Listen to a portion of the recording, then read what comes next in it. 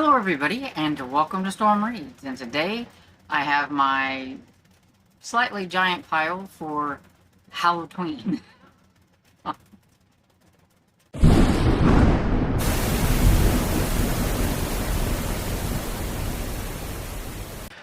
Okay, so this is part of my TBR. This is not everything. This is just going to be Halloween. These are all like the spooky middle grade, not so spooky middle grade, fallish middle grade, or whatever. I will say that this could all be subject to change as my mood changes, as I see something else I might want to read. If somebody mentions a book and I see it and I'm like, oh, that one sounds really good, and I can get it, I might. If I can't get these books off for Libby, I have to put them on a hold and I have to wait, things may get rearranged. Some of these, I know at least one of these books hasn't come out yet, so then it depends on if it's going to be available to me, but I wanted to put it on here just in case, and all that kind of stuff. Because, you know, even though I love to make a TBR and I like to show off all the books, mainly I show the books so that maybe you think one sounds interesting or looks good and you want to go check it out, more than I'm going to be reading this in the month of October. Okay, so I'm going to start out with the books that I don't have physically, and then we'll get to the physical ones. So I have What Fell from the Sky by Adriana Cuvez, and this is a book about, I think, an alien, and I think it's set in maybe World War II era, or something like that. But it's about when some American troops come and kind of invade Texas because they think that there might be an alien there, and one of the main characters knows that, is pretty sure she knows that's why they're there, because she is hiding something in her barn. So, I think it's supposed to be about alien, and I think an alien is a creature. I think aliens are good for Halloween, even if it's not spooky. I don't think this is going to be spooky. I think the cover looks kind of like it could fit for fall and things like that. You know, just the cover, so we're just running with it. And I have it on Libby, and I want to listen to it. And then I have another by Paul Tremblay, and this is his debut into middle grade, I believe. He writes a lot of horror adult books, so I'm a little curious about this one. And I know it is about a boy who doesn't have any friends, and all of a sudden he gets a call. His mother tells him that he has a friend coming, but there's something strange about this person. But he kind of likes having a friend, but when he looks at it, the corner of his eye, the boy doesn't seem to be quite a boy. So, see? And Give Me Something Good to Eat by D.W. Gillespie. I've seen this one on Sean Stevens' channel. He really, really liked it. And it sounds really cool, and it is about, I think it's about a kid who has to protect his sister or something in an alternate, I don't remember. I don't know if I'm getting these confused with other books now. Yeah, I think this is the one where it's a Halloween-obsessed town and something happens to his sister or something.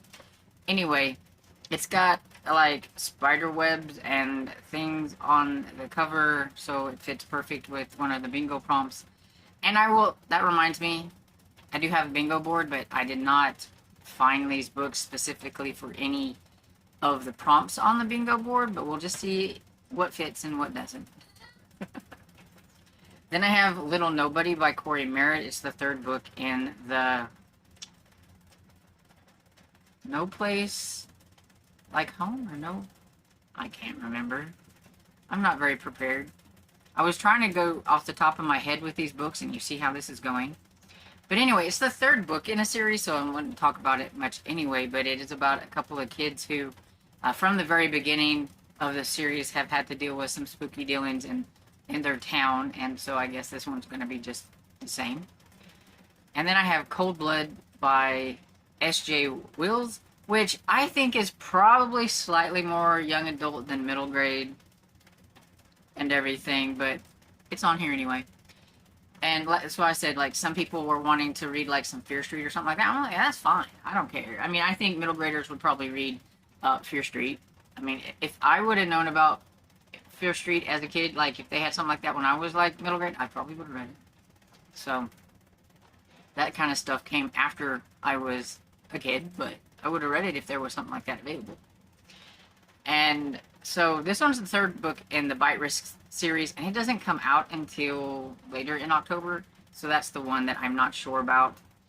And I don't know if I can get the audiobook, so it would be another eyeball read. So the likelihood of me getting to this one is probably slim to none, but it's on here anyway. And I have Phantom Academy by Christina Viernig, probably butchered that. I've read her other book called The Bite Above the Rest, and I thought it was kind of fun, so I thought I'd give this one a try. And this one is about a kid who's going to an academy, and I'm going to guess there's spooks there, because it's a Phantom Academy. I don't know if it's an academy for ghosts, or if he's a human going to an academy with ghosts. I don't remember, but I don't need to know. Finders Keepers by Jeff Strand is the third book in the Eek series, and it is based on a scavenger hunt, and I'm going to guess the scavenger hunt doesn't go right. And then Broken Dolls by Ali Melaniko, which I'm probably butchering that one too.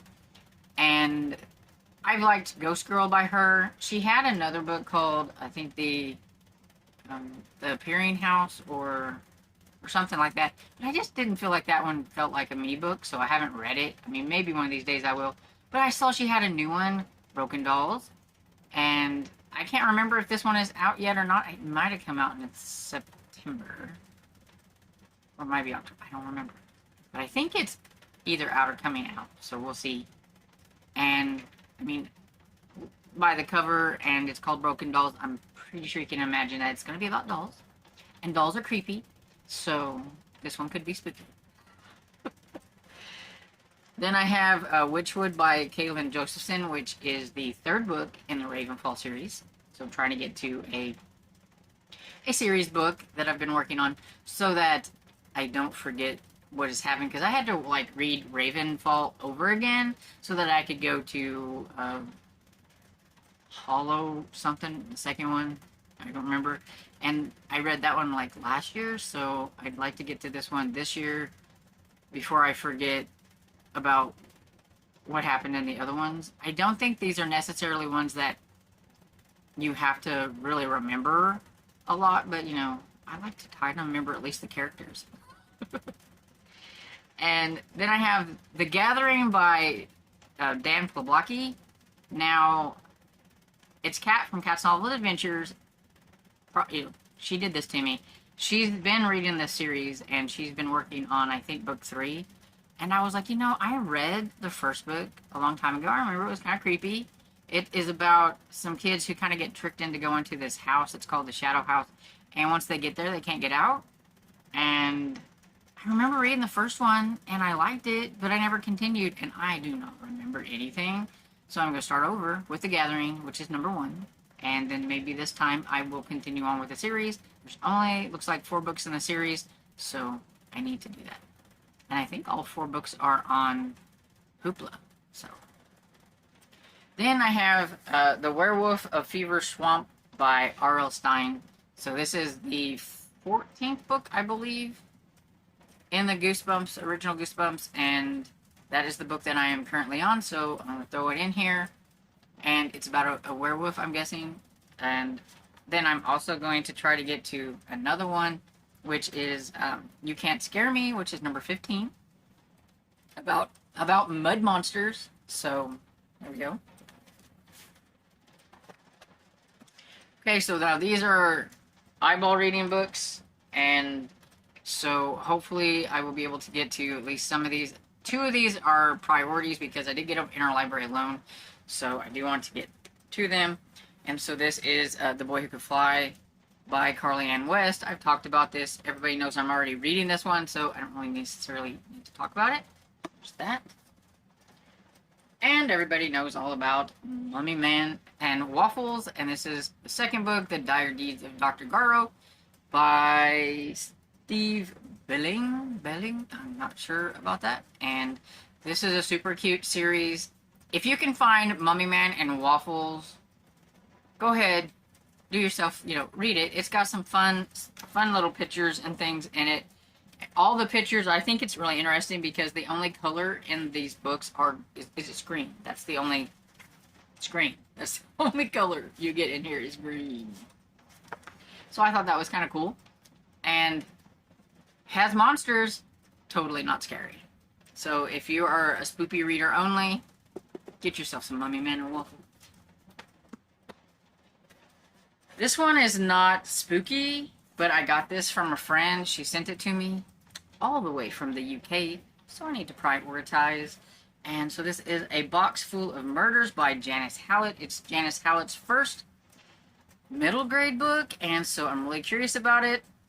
It is a chunker, but I'm hoping, because it's all in like text formats and things like that, that I will be able to get through it quicker, and maybe I will be able to figure out the murder alongside the kids, because I have a feeling it's going to be kind of the same as her adult books, but just in a middle grade form, so I'm really curious about that. And I feel like it feels fall. I mean, just the cover just gives me fall vibes, so I figured it would be perfect for TBR. One of my books that I've owned for a really long time, and I really should give a try, but the likelihood, as we go down this pile, the likelihood of getting to the books gets slimmer and slimmer. But, Always October by Bruce Coville, and this is about a kid who's, a baby gets dropped at their door, I think on their doorstep, and they adopt him, and the baby brother might be a monster. And then I